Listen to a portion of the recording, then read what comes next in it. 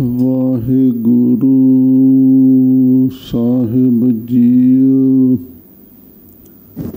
ਡੰਡੋਤ ਬੰਦਨ ਅਨਕ ਬਾਰ, ਸਰਬ ਕਲਾ ਸਮਰੱਥ।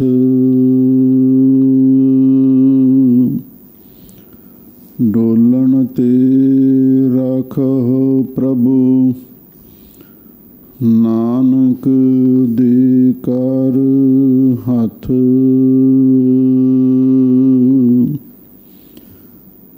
ਬੇਸ਼ੁਮਾਰ ਅਥਾਹ ਅਗਾਨਤ ਅਤੁਲ, ਜਿਉ ਬੁਲਾਵਹੁ ਤਿਉ ਨਾਨਕ ਦਾਸ ਬੋਲੇ। ਸਤਨਾਮ ਸ੍ਰੀ ਵਾਹਿਗੁਰੂ ਸਾਹਿਬ ਜੀਓ।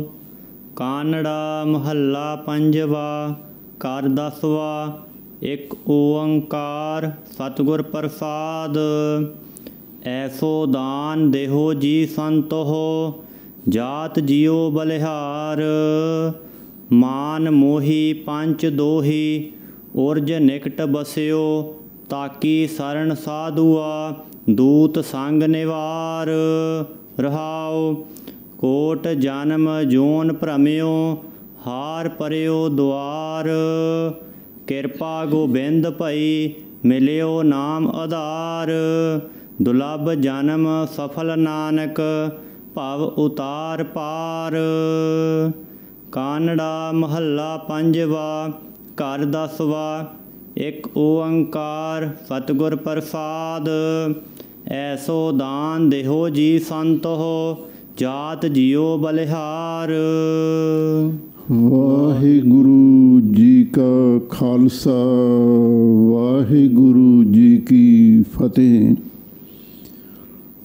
ਪਰਮ ਸਨਮਾਨਯੋਗ ਗੁਰੂ ਖਾਲਸਾ ਸਤ ਸੰਗਤ ਜੀਓ, ਸਤਿਗੁਰੂ ਨੇ ਅਪਾਰ ਬਖਸ਼ਿਸ਼ ਕੀਤੀ। ਪਾਵਨ 10 ਗੁਰੂ ਸਰੂਪ ਧਾਰਨ ਕਰਕੇ ਸਾਡੇ ਕਲਯੁਗੀ ਜੀਵਾਂ 'ਤੇ ਮਹਾਨ ਪਰਉਪਕਾਰ ਕੀਤੇ। ਸਭ ਤੋਂ ਵੱਡਾ ਪਰਉਪਕਾਰ ਇਹ ਅੰਮ੍ਰਿਤ ਰੂਪ ਬਾਣੀ ਦਾ ਬੇਸ਼ਕੀਮਤੀ ਖਜ਼ਾਨਾ ਸਾਡੀ ਝੋਲੀ ਵਿੱਚ ਪਾ ਦਿੱਤਾ। ਇਹ ਐਸਾ ਅਖੁੱਟ ਖਜ਼ਾਨਾ ਹੈ, ਖਾਵੈ ਹੈ ਖਰਚਾ ਹੈ ਰਲ ਮਿਲ ਭਾਈ। ਟੋਟ ਨਾ ਆਵੈ ਵੱਧ ਦੋ ਜਾਈ। ਆਪ ਸੰਗਤਾਂ ਉਸ ਅੰਮ੍ਰਿਤ ਰੂਪ ਬਾਣੀ ਦੀ ਲੜੀਵਾਰ ਕਥਾ ਵਿਚਾਰ ਸਰਵਣ ਕਰ ਰਹੇ ਹੋ। ਕਾਨੜੇ ਰਾਗ ਦੇ ਅੰਦਰ ਪੰਜਵੇਂ ਗੁਰਦੇਵ ਸ਼ਹੀਦਾਂ ਦੇ ਸਿਰਤਾਜ ਸ਼ਾਂਤੀ ਦੇ ਸੋਮੇ ਗੁਰੂ ਅਰਜਨ ਪ੍ਰਤੱਖ ਹਰ ਪਾਵਨ ਪਵਿੱਤਰ ਉਪਦੇਸ਼ ਬਖਸ਼ਿਸ਼ ਕਰ ਰਹੇ ਹਨ। ਕਾਨੜਾ ਮਹੱਲਾ ਪੰਜਵਾਂ, ਘਰ ਦਸਵਾਂ। ਕਾਨੜਾ ਰਾਗ ਦਾ ਨਾਮ ਹੈ।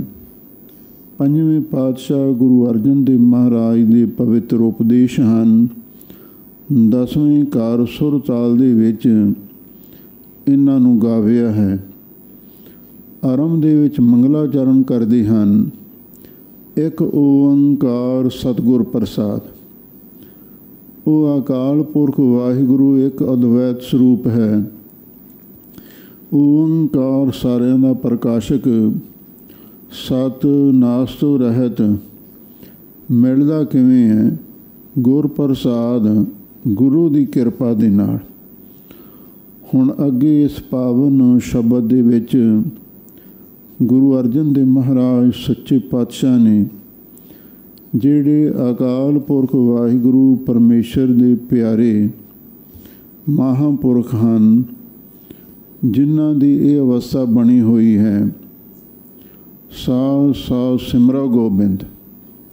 ਜਿਨ੍ਹਾਂ ਸਾਸ ਗਿਰਾਸ ਨਾ ਵਿਸਰੈ, ਹਰ ਨਾਮਾ ਮਨਮੰਤ, ਧਨ ਸੇ ਨਾਨਕਾ, ਪੂਰਨ ਸੋਈ ਸੰਤ। ਉਹ ਨਾਮਾ ਪੁਰਖਾਂ ਦੇ ਚਰਨਾਂ ਵਿੱਚ ਬੇਨਤੀ ਕੀਤੀ ਹੈ। ਭਗਤ ਕਬੀਰ ਜੀ ਦਾ ਬਚਨ ਆਉਂਦਾ ਹੈ,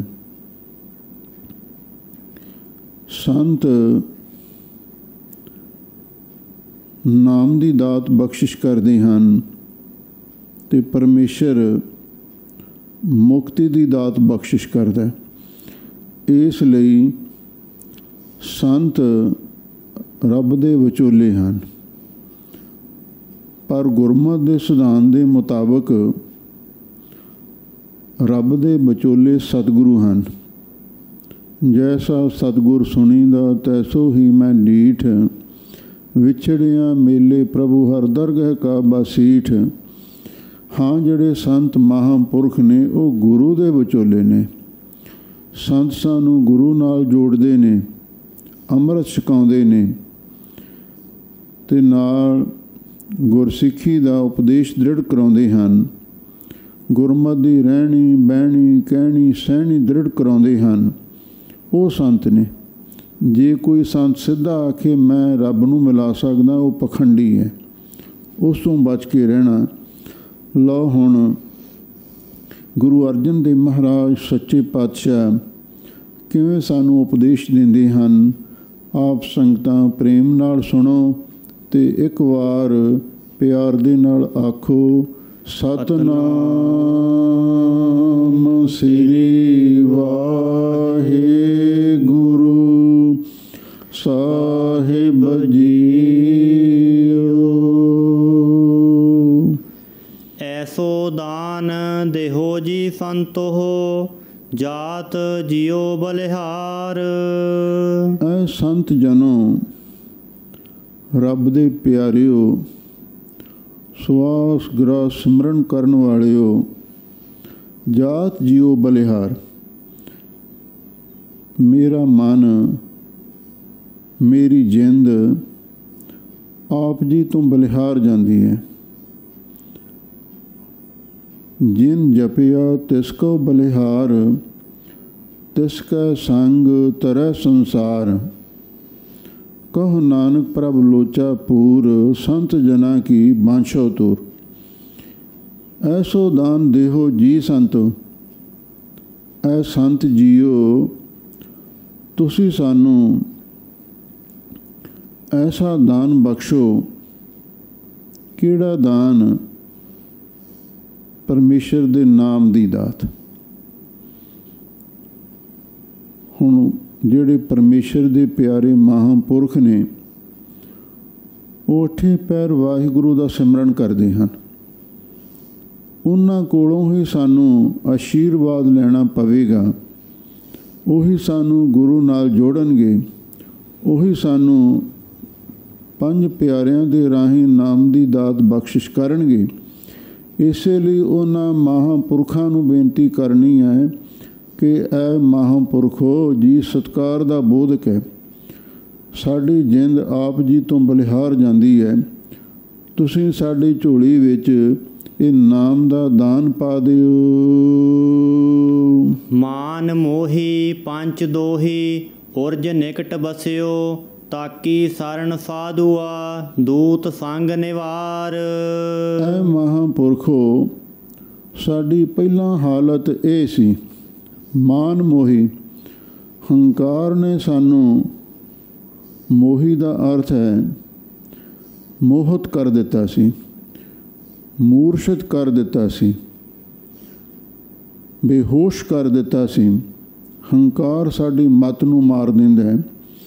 ਪੰਜ ਦੋਹੀ, ਜਿਹੜੇ ਪੰਜ ਠੱਗ ਸਨ, ਕਾਮ ਕ੍ਰੋਧ ਲੋਭ ਮੋਹ ਹੰਕਾਰ ਦੋਹੀ, ਇਹਨਾਂ ਨੇ ਸਾਨੂੰ ਲੁੱਟ ਲਿਆ ਸੀ। ਅਥਵਾ ਪੰਜ ਠੱਗ ਕਿਹੜੇ ਨੇ?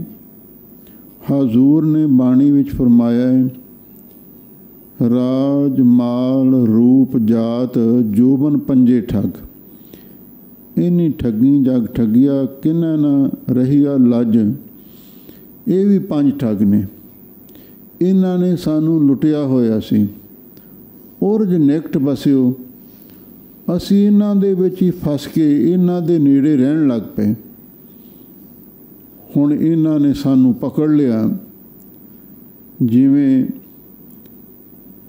ਗਰਾਗੀਰ ਨੇ ਹਾਥੀ ਨੂੰ ਗਰਸ ਲਿਆ ਸੀ। ਹੁਣ ਇਹਨਾਂ ਤੋਂ ਬਚਣ ਦੇ ਲਈ ਤਾਕੀ ਸਰਨ ਸਾਧੂਆ, ਇਹ ਤਾਕੀ ਪਾਠ ਕਰਨਾ ਹੈ। ਐ ਸਾਧੂ ਜਨੋ ਮਹਾਂਪੁਰਖੋ, ਅਸੀਂ ਤੁਹਾਡੀ ਸ਼ਰਨ ਤੱਕੀ ਹੈ।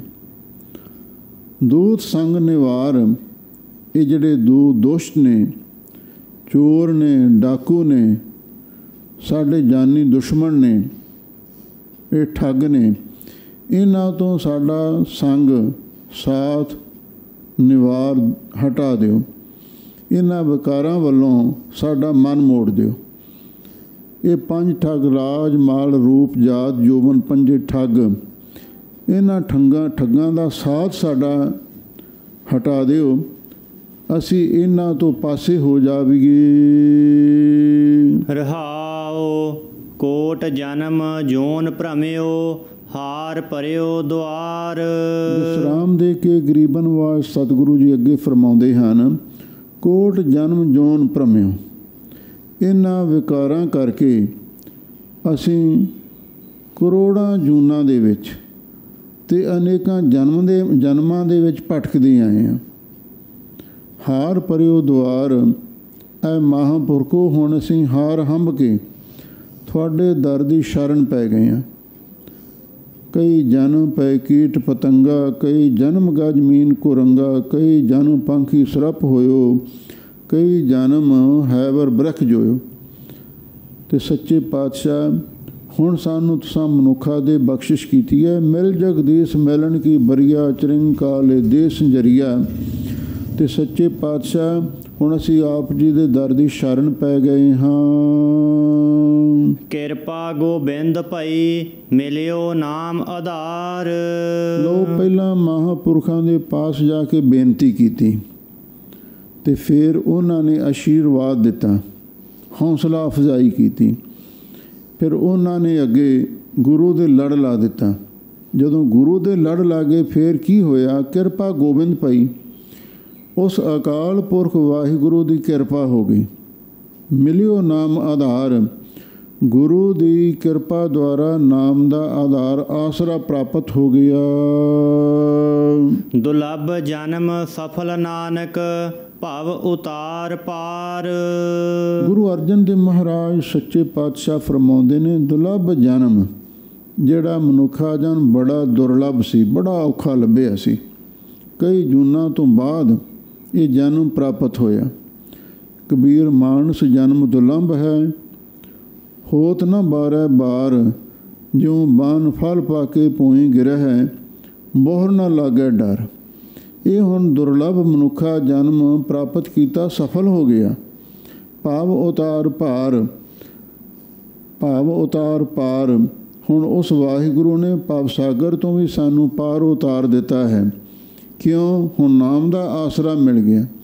ਜਿਵੇਂ ਕੋਈ ਆਦਮੀ ਸਮੁੰਦਰ ਵਿੱਚ ਡੁੱਬ ਰਿਹਾ ਹੋਵੇ, ਉਹਨੂੰ ਜਹਾਜ਼ ਦਾ ਆਸਰਾ ਮਿਲ ਜਾਵੇ, ਫਿਰ ਉਹ ਬੜੀ ਆਸਾਨੀ ਦੇ ਨਾਲ ਸਮੁੰਦਰ ਤੋਂ ਪਾਰ ਹੋ ਜਾਂਦਾ ਹੈ।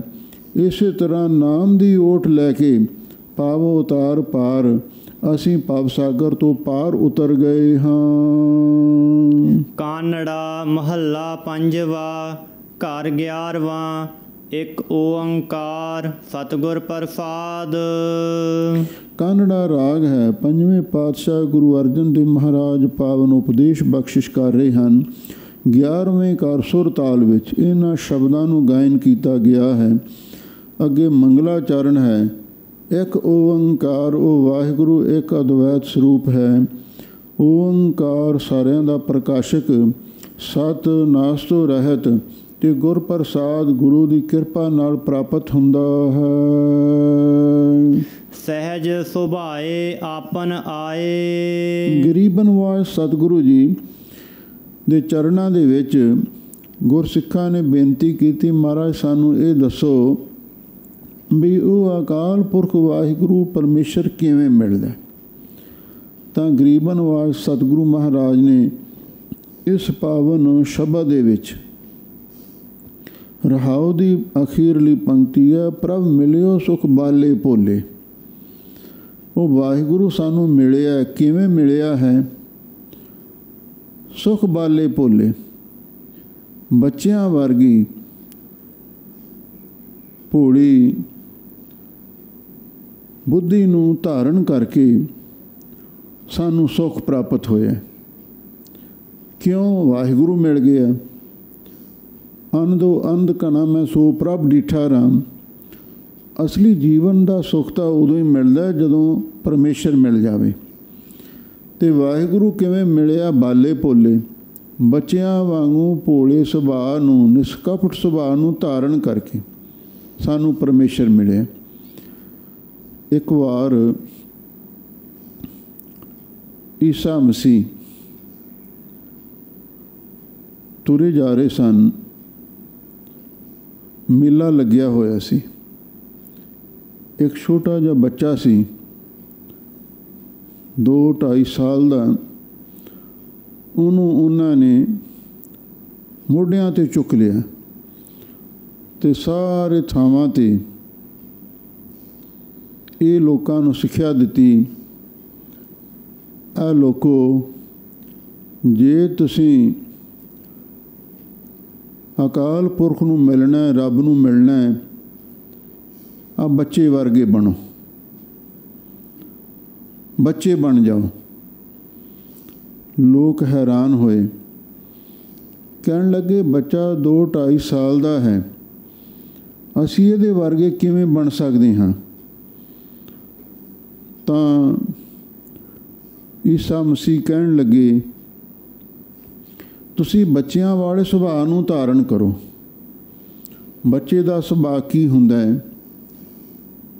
ਉਹ ਨਿਸ਼ਕਪਟ ਹੁੰਦਾ ਹੈ, ਨਿਰਵਿਕਾਰ ਹੁੰਦਾ ਹੈ, ਉਹਦਾ ਤਨ ਅਤੇ ਮਨ ਪਵਿੱਤਰ ਹੁੰਦਾ ਹੈ, ਉਹਨੂੰ ਕੋਈ ਛਲ ਕਪਟ ਵਿਕਾਰ ਨਹੀਂ ਪ੍ਰਭਾਵਿਤ ਕਰਦਾ। ਦੂਜਾ ਬੱਚੇ ਦਾ ਸੁਭਾਅ ਇਹ ਹੁੰਦਾ ਹੈ, ਉਹ ਭੋਲੇ ਭਾਅ ਦੇ ਵਿੱਚ ਕਈ ਵਾਰੀ ਸਰਪ ਅਗਨ ਕਰ ਮਿਲੇ, ਸੱਪ ਨੂੰ ਵੀ ਹੱਥ ਪਾ ਲੈਂਦਾ। ਭੋਲਾ ਜੋ ਹੋਇਆ ਕਈ ਵਾਰੀ ਅੱਗ 'ਚ ਵੀ ਹੱਥ ਪਾ ਬੈਠਦਾ। ਇਹ ਭੋਲੇ ਭਾਅ ਦੀਆਂ ਨਿਸ਼ਾਨੀਆਂ ਨੇ। ਅਤੇ ਫਿਰ ਬੱਚੇ ਦਾ ਸੁਭਾਅ ਇਹ ਵੀ ਹੁੰਦਾ ਹੈ, ਜਦੋਂ ਬੱਚਾ ਕੋਈ ਗਲਤੀ ਕਰਦਾ ਹੈ, ਕੋਈ ਗਲਤ ਹਰਕਤ ਕਰਦਾ ਹੈ ਜਾਂ ਕੋਈ ਕਿਰਿਆ ਕਰਮ ਕਰਦਾ ਹੈ, ਮਾਤਾ ਨੂੰ ਗੁੱਸਾ ਆ ਜਾਂਦਾ ਹੈ, ਉਹ ਬੱਚੇ ਨੂੰ ਤਾੜਦੀ ਹੈ, ਡਾਂਟਦੀ ਹੈ, ਕਈ ਵਾਰੀ ਥੱਪੜ ਵੀ ਮਾਰ ਦਿੰਦੀ ਹੈ। ਜਿਵੇਂ ਜਿਵੇਂ ਮਾਂ ਉਸ ਨੂੰ ਝਿੜਕਦੀ ਹੈ, ਡਾਂਟਦੀ ਹੈ, ਬੱਚਾ ਰੋਂਦਾ ਹੈ। ਰੋਂਦਾ ਹੋਇਆ ਬੱਚਾ ਵੀ ਫਿਰ ਵੀ ਉਹ ਮਾਂ ਨੂੰ ਹੀ ਚਿੰਬੜਦਾ ਹੈ, ਮਾਂ ਨੂੰ ਹੀ ਪਿਆਰ ਕਰਦਾ ਹੈ। ਇਹ ਖਾਸ ਸਿੱਖਿਆ ਗ੍ਰਹਿਣ ਕਰਨ ਵਾਲੀ ਹੈ। ਹੁਣ ਜਦੋਂ ਸਾਡੇ 'ਤੇ ਕੋਈ ਕਸ਼ਟ ਆਉਂਦਾ ਹੈ, ਕੇਤੀਆਂ ਦੁਖ ਭੂਖ ਸਦ ਮਾਰ, ਕੇਤੀਆਂ ਦੁਖ ਭੂਖ ਸਦ ਮਾਰ, ਇਹ ਪੇ ਦਾਤ ਤੇਰੀ ਦਾਤਾਰ। ਅਸੀਂ ਉਸ ਵੇਲੇ ਰੱਬ ਤੋਂ ਬਾਗੀ ਹੋ ਜਾਂਦੇ ਹਾਂ। ਕਈ ਵਾਰੀ ਰੱਬ ਨੂੰ ਕੋਸਣ ਲੱਗ ਜਾਂਦੇ ਹਾਂ। ਗਿਲੇ ਸ਼ਿਕਵੇ ਤਾਂ ਸਾਡੇ ਆਮ ਹੀ ਹੁੰਦੇ ਰਹਿੰਦੇ ਨੇ। ਪਰ ਜਿਵੇਂ ਬੱਚਾ ਮਾਂ ਝੜਕਦੀ ਹੈ, ਮਾਰਦੀ ਹੈ, ਬੱਚਾ ਫਿਰ ਵੀ ਮਾਂ ਨੂੰ ਪਿਆਰ ਕਰਦਾ ਹੈ। ਅਤੇ ਜੇ ਸਾਨੂੰ ਕਰਮਾਂ ਅਨੁਸਾਰ ਕੋਈ ਦੁੱਖ ਦਿੰਦਾ ਵੀ ਹੈ ਤਾਂ ਸਾਨੂੰ ਵਾਹਿਗੁਰੂ ਦੇ ਨਾਲ ਹੀ ਪਿਆਰ ਕਰਨਾ ਚਾਹੀਦਾ। ਇਹ ਹੈ ਬਾਲੇ ਭੋਲਿਆਂ ਦਾ ਸੁਭਾਅ, ਸਾਨੂੰ ਇਹ ਧਾਰਨ ਕਰਨਾ ਚਾਹੀਦਾ। ਅਤੇ ਗੁਰੂ ਮਹਾਰਾਜ ਸੱਚੇ ਪਾਤਸ਼ਾਹ ਵੀ ਸਾਨੂੰ ਸਿੱਖਿਆ ਦਿੰਦੇ ਨੇ ਵੀ ਸਾਨੂੰ ਵੀ ਰੱਬ ਬੱਚਿਆਂ ਵਾਲੇ ਭੋਲੇ ਸੁਭਾਅ ਨੂੰ ਧਾਰਨ ਕਰਕੇ ਪ੍ਰਾਪਤ ਹੋਏ। ਕਈ ਲੋਕ ਧੰਨਾ ਭਗਤ ਜੀ ਦੀ ਮਿਸਾਲ ਦਿੰਦੇ ਨੇ, ਕਹਿੰਦੇ ਧੰਨੇ ਭਗਤ ਨੇ ਤਾਂ ਪੱਥਰ ਵਿੱਚੋਂ ਹੱਠ ਦੇ ਨਾਲ ਰੱਬ ਨੂੰ ਪ੍ਰਾਪਤ ਕਰ ਲਿਆ ਸੀ। ਪਰ ਭਗਤ ਕਬੀਰ ਜੀ ਨੇ ਇਹਦਾ ਜਵਾਬ ਦਿੱਤਾ ਹੈ। ਸੱਚਖੰਡ ਵਾਸੀ ਪੰਥ ਰਤਨ ਸ਼੍ਰੀਮਾਨ ਸੰਤ ਗਿਆਨੀ ਗੁਰਬਚਨ ਸਿੰਘ ਜੀ ਖਾਲਸਾ ਪਿੰਡਰਾਂ ਵਾਲੇ, ਉਹ ਮਹਾਂਪੁਰਖ ਇਹ ਦ੍ਰਿਸ਼ਟਾਂਤ ਦਿੰਦੇ ਸਨ। कहो कबीर भगत कर पाया, भोले पाए मिले रग राया, प्रभ मिलियो सुख बाले पोले। भोले पाए मिले रग राया। धन्ने भगत नूं भी भगती दे कारण परमेश्वर की प्राप्ति होई सी, हठ दे नाल नहीं, जिद दे नाल नहीं, प्रेम दे नाल। सच्चा प्रेम सी पर है भोला सी। हुण जदों धन्ना भगत त्रिलोचन कोल गया, उन्हें उहदे नाल धोखा ही कीता सी ना। दुसेरा वट्टा दे के कहण लगा, लै आ है ठाकुर, लै जा, इहदी पूजा करिया कर, इहनूं भोग लवा के फिर छकिया कर। वो भोला सी। घर वाले नूं कहंदा, अज 2 जाणिਆਂ ਦਾ प्रसादा भेजी। वो कहंदी, दूजा कौन है? कहंदा, मैं ठाकुर जी नूं भी भोजन छकाउणा है। वो 2 जाणिਆਂ ਦਾ प्रसादा लैके आ गई ते जदों थाली विच भोजन परोसिया, उस पत्थर दे मूहरे रख के बैठ गया। धन्ना जट भोले पा दे विच रब नूं याद करन लग्या। कहण लगा, ठाकुर जी भोजन छको, साग बड़ा स्वाद बनया होया, मक्की दे प्रसादे ने, मक्खण भी पाया होया है, लस्सी भी है, प्रेम नाल छको। पर हुण पत्थर तां रब नहीं सी हो सकदा, पर वो भोले भाव विच उहनूं रब मन बैठा। प्रभ मिलियो सुख बाले भोले। ते आखिर ते जदों उस पत्थर दे भगवान ने भोजन ना छकिया, भोग ना लाया, भोले भा दे विच धन्ना जट नाराज हो गया। फिर गिले शिकवे करन लग्या। कहंदा, ठाकुर जी तुसी बामण दे घरे पोपलियां खाण गिੱਝੇ सी, हुण जट दे रुखे मिसे प्रसादे तुहाडे पसंद नहीं होने, तां ही तां तुसी छकदे नहीं। फिर कहण लगा, चलो कोई गल नहीं, जे तू नहीं छकदा तो मैं भी नहीं छकांगा। भोले भा दे विच फिर आखिर ते सवेर तो लैके शाम तक बैठा, अरदासां बेनतियां जोदड़ियां करदा रहा। जदों कोई गल ना बनी, फिर कहंदा, ठाकुर जी मैं भुखा मर जावांगा, पर मैं तैनूं छका के छकांगा। किन्ना प्रेम सी, इहनूं हठ ना आखो। भोले भा दे विच प्रेम दा प्रगटावा सी। जे तू नहीं खांदा मैं भी नहीं खाना, भुखा मर जावांगा। फिर परमेश्वर ने सोचा भी किन्ना भोले सुभाਅ दा धन्ना भगत है, जे हुण मैं ना भोग लाया ये भुखा मर जू, मेरे सिर ही पैना है। आकाशवाणी राही धन्ने नूं आख्या, धन्निया पत्थर रब नहीं हुंदे, तू मैनू रब समझी बैठा है, इस पत्थर नूं रब समझी बैठा है, ये तो जड़ जूनी है। फिर धन्ना भगत कहण लगा, मैं पत्थर नूं रब नहीं समझदा, मैं तैनूं रब समझदा। तू कित्थे लुकिया हाँ, तू सामने आ, तू आके छक, मैं तो तैनूं याद कर दें। हुण पत्थर वालों ध्यान हट के परमेश्वर नाल जुड़ गया। तो फिर परमेश्वर ने प्रगट होके भोजन भी छकिया, तो फिर उहदे नाल बचन बिलास भी कीते। रोज़ धन्ना जट ठाकुर नूं छका के ते फिर वो आप छकिया करे। फिर ठाकुर कहण लगा, धन्निया जिहदा खाईए उहदा काम भी करना चाहिए। हुण काम दस। कहंदा, असीं जट हां, काम बड़े ने, हल भी वाहना है, फसल भी बीजनी है, पानी भी लाउणा है, खादां भी पाउणियां ने, राखी भी करनी है, सारे काम ही तुसीं करो। प्रेम दे वस मेरी बांधी भगत छुड़ावै, बांधा भगत ना छूटै मोहे। भगवान ने धन्ने जट दे सारे काम कीते। हट भी वाया, हल भी वाया, सारे काम कीते। इस वास्ते परमेश्वर ਬਾਲਕਾਂ ਵਾਲੇ ਭੋਲੇ ਸੁਭਾਅ ਦੇ ਨਾਲ ਮਿਲਦਾ ਹੈ। ਚਤੁਰਾਈ ਨਾ ਚਤੁਰਭੁਜ ਪਾਈ ਹੈ।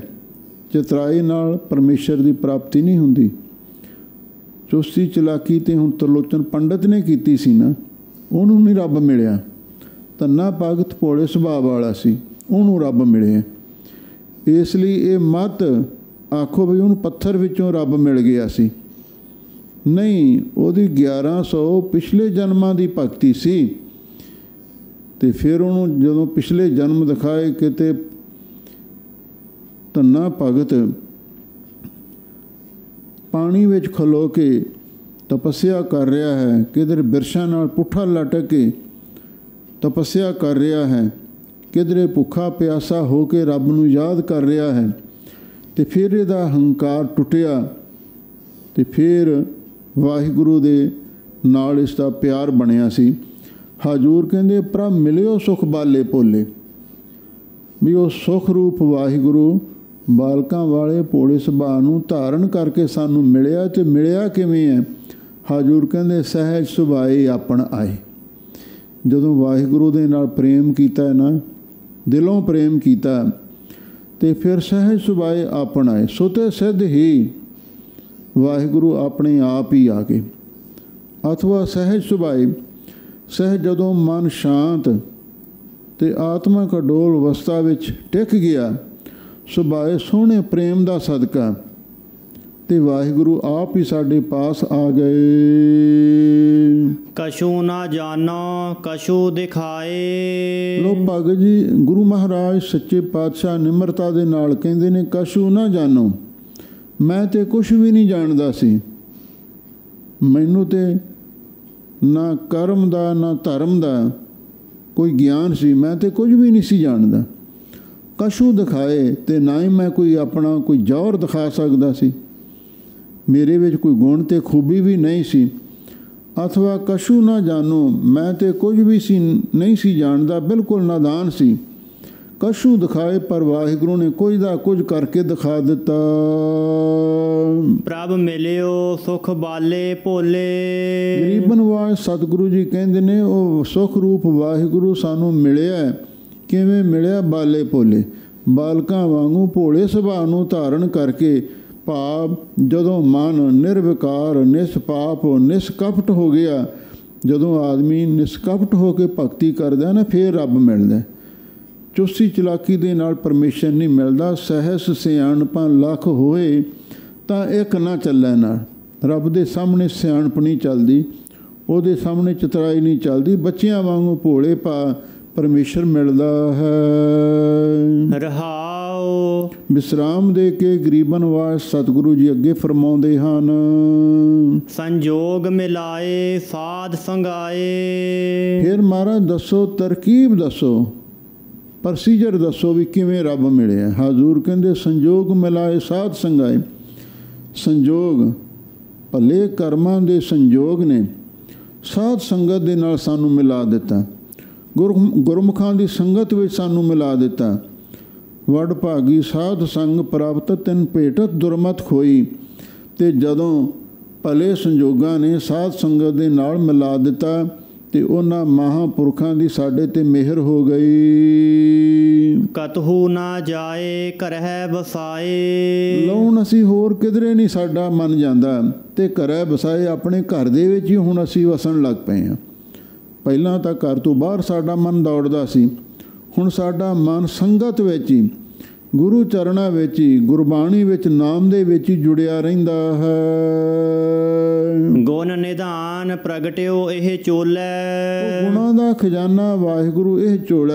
ਇਹ ਚੋਲੇ ਸਾਡੇ ਸਰੀਰ ਵਿੱਚੋਂ ਹੀ ਪ੍ਰਗਟ ਹੋ ਗਿਆ। ਵਸੀ ਰੱਬ ਹਿਆਲੀਆ ਜੰਗਲ ਕਿਆ ਢੂੰਡੇ। ਅਸੀਂ ਹੁਣ ਬਾਹਰ ਭਾਲਦੇ ਫਿਰਦੇ ਹਾਂ, ਪਰ ਹਜ਼ੂਰ ਕਹਿੰਦੇ ਉਹ ਸਾਡੇ ਸਰੀਰ ਰੂਪੀ ਚੋਲੇ ਦੇ ਵਿੱਚੋਂ ਹੀ ਵਾਹਿਗੁਰੂ ਪ੍ਰਗਟ ਹੋਇਆ ਹੈ। ਚਰਨ ਲੁਭਾਏ ਆਨ ਤਜਾਏ। ਗਰੀਬ ਨਿਵਾਜ ਸਤਿਗੁਰੂ ਜੀ ਫਰਮਾਉਂਦੇ ਨੇ, ਅਸੀਂ ਹੋ ਸਾਰੇ ਕੰਮ ਧੰਦੇ ਛੱਡ ਦਿੱਤੇ ਨੇ ਅਤੇ ਚਰਨ ਲੁਭਾਏ। ਵਾਹਿਗੁਰੂ ਦੇ ਚਰਨਾਂ 'ਤੇ ਸਾਡਾ ਮਨ ਲੁਭਾਏ ਮਾਨ ਹੋ ਗਿਆ ਹੈ। ਭਾਵ ਜਿਵੇਂ ਪੌਰਾ ਕਮਲ ਦੇ ਫੁੱਲ ਦਾ ਪ੍ਰੇਮੀ ਹੁੰਦਾ ਹੈ, ਇਸੇ ਤਰ੍ਹਾਂ ਮਹਾਰਾਜ ਸਾਡਾ ਮਨ ਰੂਪੀ ਪੌਰਾ ਵਾਹਿਗੁਰੂ ਦੇ ਚਰਨਾਂ ਕਮਲਾਂ ਤੇ ਲੁਭਾਏ ਮਾਨ ਹੋ ਗਿਆ। ਥਾਨ ਥਨਾਏ ਸਰਬ ਸਮਾਏ। ਉਹ ਵਾਹਿਗੁਰੂ ਹੈ ਕਿੱਥੇ? ਹਜ਼ੂਰ ਕਹਿੰਦੇ ਸਾਰੇ ਅਸਥਾਨਾਂ ਦੇ ਅੰਦਰ ਵੀ ਤੇ ਬਾਹਰ ਵੀ, ਦੇਸ਼ਾਂ ਵਿਦੇਸ਼ਾਂ ਦੇ ਵਿੱਚ ਸਰਬ ਸਮਾਏ, ਸਾਰੇ ਥਾਵਾਂ ਤੇ ਵਾਹਿਗੁਰੂ ਜੀ ਸਮਾ ਰਹੇ ਹਨ। ਰਸਕ ਰਸਕ ਨਾਨਕ ਗੁਣ ਬੋਲੇ। ਥਾਨ ਥਨਾਏ ਸਰਬ ਸਮਾਏ, ਸੋ ਅੰਤਰ ਸੋ ਬਾਹਰ ਅਨੰਤ, ਘਟ ਘਟ ਵਿਆਪ ਰਿਹਾ ਭਗਵੰਤ। ਤਾਰਨ ਮਾਹੇ ਆਕਾਸ ਪਿਆਲ, ਸਰਬ ਲੋਕ ਪੂਰਨ ਪ੍ਰਤਪਾਲ। ਕੇ ਸਰਬਤਰ ਦੇਸੈ, ਕੇ ਸਰਬਤਰ ਭੇਸੈ, ਕੇ ਸਰਬਤਰ ਕਾਲੈ, ਕੇ ਸਰਬਤਰ ਪਾਲੈ। ਜਮੀ ਤੂੰ ਹੀ, ਜਮਾਂ ਤੂੰ ਹੀ, ਮਕੀ ਤੂੰ ਹੀ, ਮਕਾਨ ਤੂੰ ਹੀ। ਸਭ ਸਥਾਨਾਂ ਦੇ ਅੰਦਰ ਬਾਹਰ ਤੇ ਸਾਰੇ ਥਾਵਾਂ ਤੇ ਉਹ ਵਾਹਿਗੁਰੂ ਵਸ ਰਿਹਾ ਹੈ। ਰਸਕ ਰਸਕ ਨਾਨਕ ਗੁਣ ਬੋਲਿਆ। ਹਜ਼ੂਰ ਕਹਿੰਦੇ ਮੈਂ ਵੀ ਰਸਕ ਰਸਕ, ਬੜੇ ਰਸ ਦੇ ਨਾਲ ਮਗਨ ਹੋ ਕੇ, ਰਸ ਲੈ ਲੈ ਕੇ, ਬੜੇ ਆਨੰਦ ਦੇ ਨਾਲ ਤੇ ਮੈਂ ਵਾਹਿਗੁਰੂ ਦੇ ਗੁਣਾਂ ਨੂੰ ਉਚਾਰਨ ਕਰਦਾ ਹਾਂ। ਕਾਨੜਾ ਮਹੱਲਾ ਪੰਜਵਾ। ਗੋਬਿੰਦ ਠਾਕੁਰ ਮਿਲਨ ਦੁਰਾਈ। ਲੋ ਹੁਣ ਅੱਗੇ ਫਿਰ ਕਾਨੜਾ ਰਾਗ ਦੇ ਵਿੱਚ ਪੰਜਵੇਂ ਗੁਰਦੇਵ ਜੀ ਫਰਮਾਉਂਦੇ ਹਨ, ਗੋਬਿੰਦ ਠਾਕੁਰ ਮਿਲਨ ਦੁਰਾਈ। ਗੁਰਮੁਖੋ ਗੋਬਿੰਦ, ਗੋ ਇੰਦਰੀਆਂ ਦਾ ਬਿੰਦ ਪ੍ਰਕਾਸ਼ਕ ਜੋ ਵਾਹਿਗੁਰੂ ਹੈ। ਠਾਕੁਰ ਠਾ ਸਥਿਤੀ ਕਰਨ ਵਾਲਾ ਵਿਸ਼ਨੂੰ ਹੋ ਕੇ, ਕਾ ਕਰਤਾ ਬ੍ਰਹਮਾ ਹੋ ਕੇ, ਉਤਪਤੀ ਕਰਨ ਵਾਲਾ, ਰਾ ਰੁਦਰ ਹੋ ਕੇ ਸਭ ਦੀ ਲੈਤਾ ਕਰਨ ਵਾਲਾ। ਇੱਕ ਅੱਖਰੀ ਕੋਸ਼ ਅਨੁਸਾਰ ਮਹਾਂਪੁਰਖੀ ਅਰਥ ਕਰਦੇ ਸਨ। ਗੋਬਿੰਦ ਤੇ ਠਾਕੁਰ ਵਾਹਿਗੁਰੂ ਮਿਲਣ ਦੁਰਾਈ, ਉਸ ਨੂੰ ਮਿਲਣਾ ਬਹੁਤ ਔਖਾ ਹੈ। ਰੱਬ ਨੂੰ ਮਿਲਣਾ ਕੋਈ ਸੌਖਾ ਕੰਮ ਨਹੀਂ ਹੈ। ਪਰਮਿਤ ਰੂਪ ਅਗੰਮ ਅਗੋਚਰ, ਰਹਿਓ ਸਰਬ ਸਮਾਈ। ਉਹ ਵਾਹਿਗੁਰੂ ਕੈਸਾ ਹੈ? ਪਰਮਿਤ, ਉਹ ਸੀਮਾ ਤੋਂ ਪਰੇ ਹੈ। ਪਰਮਿਤ, ਮਿਤ ਦਾ ਅਰਥ ਮਰਜ਼ਾਦਾ, ਹਰ ਤਰ੍ਹਾਂ ਦੀ ਸੀਮਾ ਤੋਂ, ਹੱਦ ਤੋਂ ਪਰੇ ਹੈ। ਤੇ ਫਿਰ ਉਸ ਵਾਹਿਗੁਰੂ ਦਾ ਜਿਹੜਾ ਰੂਪ ਸਰੂਪ ਹੈ, ਅਗਮ, ਮਨ ਦੀ ਗਮਤਾ ਤੋਂ ਵੀ ਪਰੇ ਹੈ ਤੇ ਸ਼ਾਸਤਰੀ ਗਿਆਨ ਤੋਂ ਵੀ ਪਰੇ ਹੈ। ਅਗੋਚਰ, ਉਹ ਗਿਆਨ ਇੰਦਰੀਆਂ ਦੇ ਵਿਸ਼ੇ ਵੀ ਨਹੀਂ ਹੁੰਦਾ। ਤੇ ਹੈ ਕਿਤੇ ਰਹਿਓ ਸਰਬ ਸਮਾਈ, ਉਹ ਵਾਹਿਗੁਰੂ ਸਾਰਿਆਂ ਦੇ ਨਾਲ ਹੀ ਸਮਾ ਰਿਹਾ ਹੈ। ਰਹਾਉ ਕਹਿਨ ਭਵਨ ਨਾਹੀ ਪਾਇਓ ਪਾਇਓ, ਅਨਕ ਉਕਤ ਚਤੁਰਾਈ। ਵਿਸਰਾਮ ਦੇ ਕੇ ਗਰੀਬਨ ਵਾਲ ਸਤਿਗੁਰੂ ਜੀ ਫਰਮਾਉਂਦੇ ਹਨ, ਕਹਿਨ ਭਵਨ ਨਹੀਂ ਪਾਇਓ ਪਾਇਓ। ਕੇਵਲ ਕਹਿਣ ਮਾਤਰ ਦੇ ਨਾਲ, ਜ਼ੁਬਾਨੀ ਕਲਾਮੀ ਗੱਲਾਂ ਕਰਨ ਦੇ ਨਾਲ ਨਾਹੀ ਪਾਇਓ, ਉਸ ਵਾਹਿਗੁਰੂ ਨੂੰ ਪ੍ਰਾਪਤ ਨਹੀਂ ਕੀਤਾ ਜਾ ਸਕਦਾ। ਭਵਨ ਦਾ ਅਰਥ ਹੈ ਭਰਮਣ ਕਰਕੇ, ਤੀਰਥ ਰਟਨ ਕਰਕੇ, ਧਰਤੀ ਭਰਮਣ ਕਰਕੇ, ਤੇ ਫਿਰ ਵੀ ਵਾਹਿਗੁਰੂ ਨਹੀਂ ਪ੍ਰਾਪਤ ਹੁੰਦਾ। ਅਨਕ ਉਕਤ ਚਤੁਰਾਈ, ਅਨੇਕਾਂ ਉਕਤੀਆਂ ਜੁਗਤੀਆਂ ਦੀ ਚਤੁਰਾਈ ਨਾਲ ਵੀ ਉਹ ਵਾਹਿਗੁਰੂ ਪਰਮੇਸ਼ਰ ਨਹੀਂ ਮਿਲਦਾ। ਕਿਉਂ? ਉਹ ਵਾਹਿਗੁਰੂ ਪਰਮੇਸ਼ਰ ਗੋਬਿੰਦ ਭਾਉ ਭਗਤ ਦਾ ਭੁੱਖਾ ਹੈ। ਕਹਿਣ ਮਾਤਰ ਦੇ ਨਾਲ, ਗੱਲਾਂ ਕਰਨ ਦੇ ਨਾਲ ਤੇ ਯਾਤਰਾ ਕਰਨ ਦੇ ਨਾਲ, ਅਨੇਕਾਂ ਉਕਤੀਆਂ ਜੁਗਤੀਆਂ ਚਤੁਰਾਈਆਂ ਦੇ ਨਾਲ ਕਦੇ ਵਾਹਿਗੁਰੂ ਨਹੀਂ ਮਿਲਦਾ। ਜਤਨ ਜਤਨ ਅਨਕ ਉਪਾਵਰੇ, ਤਉ ਮਿਲਿਓ ਜੋ ਕਿਰਪਾਈ। ਗਰੀਬਨ ਵਾਲ ਸਤਿਗੁਰੂ ਜੀ ਕਹਿੰਦੇ ਨੇ, ਅਸੀਂ ਪਹਿਲਾਂ ਤਨ ਕਰਕੇ ਵੀ ਯਤਨ ਕਰਦੇ ਰਹੇ ਤੇ ਮਨ ਕਰਕੇ ਵੀ ਯਤਨ ਕਰਦੇ ਰਹੇ, ਅਨਕ ਉਪਾਵਰੇ, ਤੇ ਨਾਲ ਬਾਣੀ ਕਰਕੇ ਵੀ ਬੜੇ ਉਪਾਅ ਉਪਰਾਲੇ ਕੀਤੇ, ਪਰ ਨਹੀਂ ਮਿਲਿਆ। ਸਾਡੇ ਯਤਨ ਕੀਤਿਆਂ ਕੁਝ ਵੀ ਨਹੀਂ ਹੋਇਆ। ਫਿਰ ਮਿਲਿਆ ਕਦੋਂ? ਤਉ ਮਿਲਿਓ ਜੋ ਕਿਰਪਾਈ, ਉਦੋਂ ਮਿਲਿਆ ਜਦੋਂ ਸਤਿਗੁਰੂ ਨੇ ਕਿਰਪਾ ਕਰ ਦਿੱਤੀ। ਗੁਰ ਪ੍ਰਸਾਦ, ਗੁਰੂ ਦੀ ਕਿਰਪਾ ਦੇ ਨਾਲ ਪਰਮੇਸ਼ਰ ਪ੍ਰਾਪਤ ਹੋਇਆ ਹੈ। ਪ੍ਰਭੂ ਦਇਆਰ ਕਿਰਪਾਰ ਕਿਰਪਾ ਨਿਧ, ਜਨ ਨਾਨਕ ਸੰਤਰੇ ਨਾਈ। ਗਰੀਬਨ ਵਾਲ ਸਤਿਗੁਰੂ ਜੀ ਕਹਿੰਦੇ ਨੇ, ਉਸ ਵਾਹਿਗੁਰੂ ਦਾ ਸੁਭਾਅ ਕਿਹੋ ਜਿਹਾ ਹੈ? ਪ੍ਰਭੂ ਦਇਆਰ, ਉਹ ਵਾਹਿਗੁਰੂ ਦਇਆ ਦਾ ਘਰ ਹੈ। ਕਿਰਪਾਰ, ਕਿਰਪਾ ਦਾ ਵੀ ਖਜ਼ਾਨਾ ਹੈ। ਤੇ ਕਿਰਪਾ ਨਿਧ, ਫਿਰ ਵਾਹਿਗੁਰੂ ਕਿਰਪਾ ਦਾ ਭੰਡਾਰ ਹੈ। ਦਇਆਲ, ਕਿਰਪਾਲ ਤੇ ਕਿਰਪਾ ਨਿਧ, ਤਿੰਨੇ ਸ਼ਬਦ ਪਰਿਆਇ ਵਾਚਕ ਨੇ। ਇਹਦਾ ਅਰਥ ਮਹਾਂਪੁਰਖ ਕਿਉਂ ਵੀ ਕਰਦੇ ਸਨ, ਉਹ ਵਾਹਿਗੁਰੂ ਮਨ ਕਰਕੇ ਵੀ ਦਿਆਲੂ ਹੈ, ਬਾਣੀ ਕਰਕੇ ਵੀ ਦਿਆਲੂ ਹੈ ਅਤੇ ਸਰੀਰ ਕਰਕੇ ਵੀ ਕਿਰਪਾ ਦਾ ਭੰਡਾਰ ਹੈ। ਜਦ ਨਾਨਕ ਸੰਤ ਰੇ ਨਾਈ, ਅਸੀਂ ਉਸ ਵਾਹਿਗੁਰੂ ਦੇ ਪਿਆਰੇ ਮਹਾਂਪੁਰਖਾਂ ਦੇ ਚਰਨਾਂ ਦੀ ਧੂੜ ਬਣ ਕੇ ਰਹਿੰਦੇ ਹਾਂ। ਭਾਵ ਰੱਬ ਦੇ ਪਿਆਰਿਆਂ ਦੇ ਅੱਗੇ ਸ਼ਰਧਾ ਭਾਵਨਾ ਨਿਮਰਤਾ ਦੇ ਨਾਲ ਸੇਵਾ ਕਰਦੇ ਰਹਿੰਦੇ ਹਾਂ। ਕਾਨੜਾ ਮਹੱਲਾ ਪੰਜਵਾ। ਮਾਈ ਸਿਮਰਤ ਰਾਮ ਰਾਮ ਰਾਮ। ਫਿਰ ਵਾਹਿਗੁਰੂ ਦੀ ਪ੍ਰਾਪਤੀ ਦਾ ਸਾਧਨ ਕੀ ਹੈ? ਉਹ ਹੈ ਸਿਮਰਨ। ਹੁਣ ਅਗਲੇ ਸ਼ਬਦ ਵਿੱਚ ਗੁਰੂ ਅਰਜਨ ਦੇਵ ਮਹਾਰਾਜ ਸੱਚੇ ਪਾਤਸ਼ਾਹ ਫਰਮਾਉਂਦੇ ਨੇ, ਮਾਈ ਸਿਮਰਤ ਰਾਮ ਰਾਮ ਰਾਮ। ਮਾਈ ਸ਼ਬਦ ਦੁਆਰਾ ਸੰਬੋਧਨ ਕੀਤਾ ਹੈ। ਸੰਗਤ ਵਿੱਚ ਪੁਰਸ਼ ਵੀ ਹੁੰਦੇ ਨੇ, ਮਾਤਾਵਾਂ ਵੀ ਬੈਠੀਆਂ ਹੁੰਦੀਆਂ ਨੇ। ਹੁਣ ਮਾਤਾਵਾਂ ਨੇ ਬੇਨਤੀ ਕਰ ਦਿੱਤੀ ਹੋਵੇਗੀ, ਸੱਚੇ ਪਾਤਸ਼ਾਹ ਸਾਨੂੰ ਵੀ ਉਪਦੇਸ਼ ਦਿਓ, ਤਾਂ ਗੁਰੂ ਮਹਾਰਾਜ ਨੇ ਮਾਈ ਸ਼ਬਦ ਦੁਆਰਾ ਉਹਨਾਂ ਮਾਤਾਵਾਂ ਨੂੰ, ਸਤਿਕਾਰਯੋਗ ਬਜ਼ੁਰਗ ਮਾਤਾਵਾਂ ਨੂੰ ਸੰਬੋਧਨ ਕੀਤਾ ਹੈ। ਅਥਵਾ ਮਾਈ ਦਾ ਅਰਥ ਉੱਤਮ ਸਖੀ ਵੀ ਮਹਾਂਪੁਰਖ ਕਰਦੇ ਸਨ। ਗੁਰਮੁਖਾਂ ਨੂੰ ਮਾਈ ਸ਼ਬਦ ਦੁਆਰਾ ਸੰਬੋਧਨ ਕੀਤਾ ਹੈ। ਮਾਈ ਸਿਮਰਤ ਰਾਮ ਰਾਮ ਰਾਮ। ਹੇ ਮਾਈ, ਇਹ ਬਜ਼ੁਰਗ ਮਾਤਾ, ਇਹ ਉੱਤਮ ਸਖੀ, ਇਹ ਗੁਰਮੁਖੋ, ਮੈਂ ਮਨ ਕਰਕੇ, ਬਾਣੀ ਕਰਕੇ, ਸਰੀਰ ਕਰਕੇ ਰਾਮ ਜੋ ਸਰਵ ਵਿਆਪਕ ਸਰੂਪ ਵਾਹਿਗੁਰੂ ਹੈ, ਮੈਂ ਉਹਨੂੰ ਸਿਮਰਦਾ ਰਹਿਣਾ। ਮਨ, ਬਾਣੀ, ਸਰੀਰ ਕਰਕੇ ਤਿੰਨੇ ਕਾਲਾਂ ਦੇ ਵਿੱਚ ਮੈਂ ਉਸ ਵਾਹਿਗੁਰੂ ਦਾ ਸਿਮਰਨ ਕਰਦਾ ਹਾਂ। ਪ੍ਰਭ ਬਿਨਾ ਨਾਹੀ ਹੋਰ। ਤੇ ਉਸ ਵਾਹਿਗੁਰੂ ਪਰਮੇਸ਼ਰ ਤੋਂ ਬਿਨਾ ਮੈਨੂੰ ਕੋਈ ਹੋਰ ਆਸਰਾ ਤੇ ਸਹਾਰਾ ਵੀ ਨਹੀਂ ਹੈ। ਸਗਲ ਦੁਆਰ ਕੋ ਛਾੜ ਕੇ ਗਹਿਓ ਤੁਹਾਰੋ ਦੁਆਰ, ਬਾਹੇ ਗਹੇ ਕੀ ਲਾਜੇ ਅਸ ਗੋਬਿੰਦਾਸ ਤੁਹਾਰ। ਮੈਂ ਉਸ ਵਾਹਿਗੁਰੂ ਤੋਂ ਬਿਨਾ ਹੋਰ ਕਿਸੇ ਨੂੰ ਮੰਨਦਾ ਵੀ ਨਹੀਂ ਹਾਂ। ਚਿਤਵੋ ਚਰਨਾਰ ਬਿੰਦ ਫਾਫਨ ਨਿਸਪੋਰ। ਹੇ ਗੁਰਮੁਖੋ, ਮੈਂ ਤੇ ਨਿਸਪੋਰ ਦਿਨ ਰਾਤ ਸਾਸਨ ਸੁਆਸਾਂ ਦੇ ਨਾਲ ਚਿਤਵੋਂ ਚਰਨਾਰ ਬਿੰਦ, ਉਸ ਵਾਹਿਗੁਰੂ ਦੇ ਚਰਨਾਂ ਕਮਲਾਂ ਨੂੰ ਚਿਤਵਦਾ ਰਹਿਣਾ ਹਾਂ। ਚਰਨਾਂ ਕਮਲਾਂ ਤੋਂ ਮੁਰਾਦ ਹੈ ਚਿਤ ਚਰਨ ਨਾਮ। ਉਸ ਵਾਹਿਗੁਰੂ ਦੇ ਨਾਮ ਰੂਪੀ ਚਰਨਾਂ ਕਮਲਾਂ ਨੂੰ ਮੈਂ ਹਮੇਸ਼ਾ ਲਈ ਚਿਤਵਦਾ ਰਹਿਣਾ ਹਾਂ। ਰਹਾਉ ਲਾਏ ਪ੍ਰੀਤ ਕੀਨ ਆਪਨ, ਟੂਟਤ ਨਹੀਂ ਜੋਰ। ਵਿਸਰਾਮ ਲਾ ਕੇ, ਵਿਸਰਾਮ ਦੇ ਕੇ ਗਰੀਬਨ ਵਾਸ ਸਤਿਗੁਰੂ ਜੀ ਅੱਗੇ ਫਰਮਾਉਂਦੇ ਹਨ, ਲਾਏ ਪ੍ਰੀਤ ਕੀਨ ਆਪਨ। ਉਸ ਵਾਹਿਗੁਰੂ ਨੇ ਪ੍ਰੀਤੀ ਲਾ ਕੇ, ਸਾਡੇ ਅੰਦਰ ਆਪਣਾ ਪਿਆਰ ਲਾ ਕੇ ਸਾਨੂੰ ਆਪਣੇ ਬਣਾ ਲਿਆ ਹੈ। ਟੂਟਤ ਨਹੀਂ ਜੋਰ। ਹੁਣ ਐਸਾ ਜੋੜ ਵਾਹਿਗੁਰੂ ਦੇ ਨਾਲ ਜੁੜ ਗਿਆ, ਹੁਣ ਉਹ ਕਦੀ ਟੁੱਟ ਨਹੀਂ ਸਕਦਾ। ਤੋਰੀ ਨਾ ਟੂਟੈ, ਸ਼ੋਰੀ ਨਾ ਛੁਟੈ, ਐਸੀ ਮਾਧੋ ਖਿੰਚ ਤਣੀ। ਵਾਹਿਗੁਰੂ ਨੇ ਐਸੀ ਪ੍ਰੀਤ ਦੀ ਡੋਰ ਖਿੱਚ ਕੇ ਤਾਣ ਦਿੱਤੀ ਹੈ, ਉਹ ਕਿਸੇ ਦੀ ਤੋੜੀ ਟੁੱਟ ਨਹੀਂ ਸਕਦੀ, ਕਿਸੇ ਦੀ ਛੁਡਾਈ ਛੁੱਟ ਵੀ ਨਹੀਂ ਸਕਦੀ। ਐਸਾ ਵਾਹਿਗੁਰੂ ਦੇ ਨਾਲ ਸਾਡਾ ਪ੍ਰੇਮ ਬਣ ਗਿਆ ਹੈ। ਪ੍ਰਾਨ ਮਨ ਦਾਨ ਸਰਬ ਸੋ, ਹਰ ਗੁਣ ਨਿਦੇ ਸੁਖ ਮੋਰ। ਗਰੀਬਨ ਵਾਸ ਸਤਿਗੁਰੂ ਜੀ ਫਰਮਾਉਂਦੇ ਨੇ, ਸਾਡੇ ਪ੍ਰਾਣ ਸਵਾਸ, ਸਾਡਾ ਮਨ ਤੇ ਸਾਡਾ ਧਨ ਤੇ ਸਰਬ ਸੋ, ਸਰਬੰਸ, ਸਾਰਾ ਕੁਝ ਵਾਹਿਗੁਰੂ ਹੀ ਹੋ ਗਿਆ। ਹਰ ਗੁਣ ਦੇ ਸੁਖ ਮੋਰ, ਉਹ ਵਾਹਿਗੁਰੂ ਗੁਣਾਂ ਦਾ ਖਜ਼ਾਨਾ ਹੈ ਤੇ ਸਾਡੇ ਲਈ ਸੁਖ ਰੂਪ ਵੀ ਉਹ ਵਾਹਿਗੁਰੂ ਪਰਮੇਸ਼ਰ ਹੀ ਹੈ।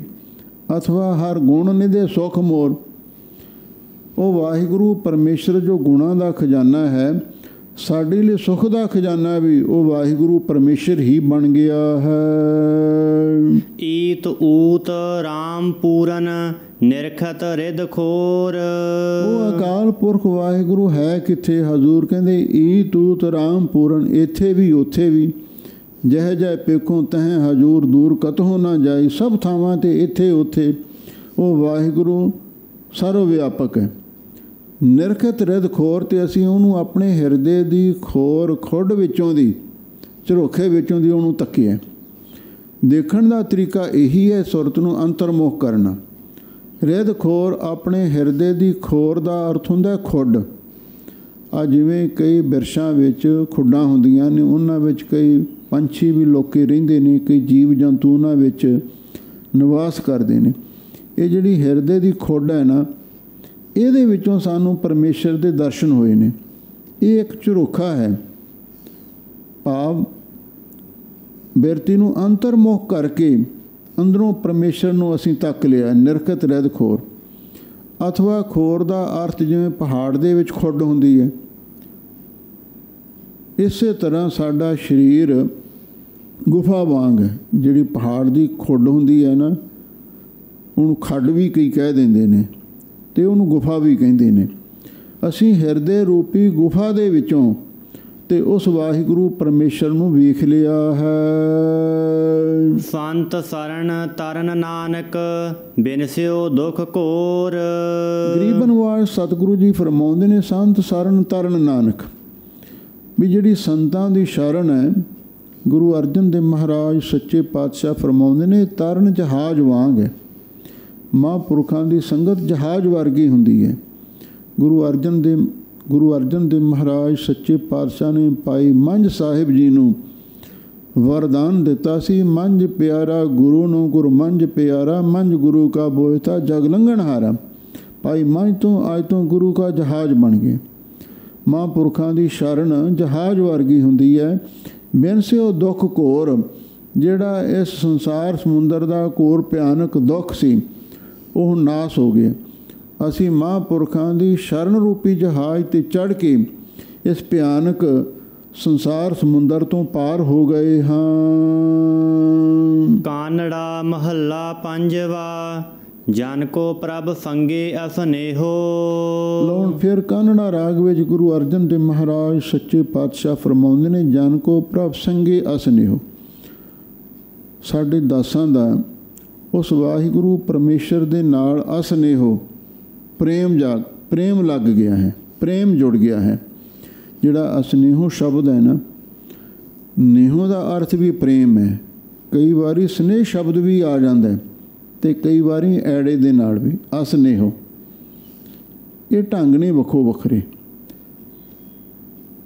ਪ੍ਰਭ ਕੋ ਜਨ ਕੋ ਪ੍ਰਭ ਸੰਗੇ ਅਸਨੇਹੋ, ਅਰਥ ਉਹੀ ਹੈ ਵੀ ਸਾਡਾ ਉਸ ਵਾਹਿਗੁਰੂ ਪਰਮੇਸ਼ਰ ਜੀ ਦੇ ਨਾਲ ਪ੍ਰੇਮ ਬਣ ਗਿਆ ਹੈ। ਸਾਜਨੋ ਤੂੰ ਮੀਤ ਮੇਰਾ, ਗ੍ਰਹਿ ਤੇਰੇ ਸਭ ਕੇਹੋ। ਹੁਣ ਤਾਂ ਅਸੀਂ ਵਾਹਿਗੁਰੂ ਦੇ ਚਰਨਾਂ ਵਿੱਚ ਦੋਵੇਂ ਹੱਥ ਜੋੜ ਕੇ ਬੇਨਤੀ ਕਰਦੇ ਹਾਂ, ਹੇ ਵਾਹਿਗੁਰੂ ਜੀ, ਤੂੰ ਇਸ ਲੋਕ ਦਾ ਵੀ ਸਾਡਾ ਸੱਜਣ ਮਿੱਤਰ ਹੈ ਅਤੇ ਪ੍ਰਲੋਕ ਦਾ ਵੀ ਤੂੰ ਮਿੱਤਰ ਹੈ। ਮਨ ਦਾ ਵੀ ਮੇਲੀ ਹੈ ਅਤੇ ਬਾਣੀ ਦਾ ਵੀ ਮਿੱਤਰ ਪਿਆਰਾ ਤੂੰ ਹੈ।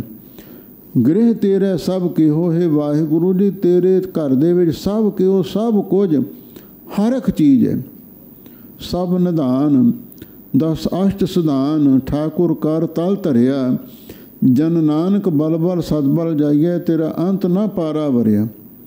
ਸਭ ਕੁਛ ਘਰ ਮਹਿ ਬਾਹਰ ਨਹੀਂ, ਸਭ ਕੁਝ ਤੁਹਾਡੇ ਘਰ ਦੇ ਵਿੱਚ ਹੈ। ਸਾਚੇ ਸਾਹਿਬਾ ਕਿਆ ਨਾਹੀਂ ਘਰ ਤੇਰਾ, ਘਰ ਤਾਂ ਤੇਰਾ ਸਭ ਕੁਛ ਹੈ। ਜਿਸ ਦੇਹ ਸੋ ਪਾਵੇ, ਇਸੇ ਲਈ ਹੀ ਵਾਹਿਗੁਰੂ ਜੀ ਤੁਸੀਂ ਸਾਡੇ ਮਿੱਤਰ ਬਣ ਗਏ ਹੋ, ਦੋਵੇਂ ਲੋਕਾਂ ਦੇ ਮਦਦਗਾਰ ਬਣ ਗਏ ਹੋ। ਮਨ ਦੇ ਮਿੱਤਰ, ਬਾਣੀ ਦੇ ਮਿੱਤਰ ਵੀ ਤੁਸੀਂ ਬਣ ਗਏ ਹੋ ਅਤੇ ਸਾਡਾ ਤੁਹਾਡੇ ਨਾਲ ਦਿਲੀ ਸਨੇਹ ਬਣ ਗਿਆ ਹੈ। ਰਹਾਉ ਮਾਨ ਮੰਗੋ ਤਾਨ ਮੰਗੋ, ਧਨ ਲਖਮੀ ਸੁਤ ਦੇਹੇ। ਲਓ ਜਦੋਂ ਵਾਹਿਗੁਰੂ ਪਰਮੇਸ਼ਰ ਦੇ ਨਾਲ ਪ੍ਰੇਮ ਹੋ ਗਿਆ ਨਾ, ਫਿਰ ਵਾਹਿਗੁਰੂ ਪਰਮੇਸ਼ਰ ਤੋਂ ਜੋ ਵੀ ਮੰਗਿਆ ਉਹਨੇ ਸਾਨੂੰ ਦੇ ਦਿੱਤਾ।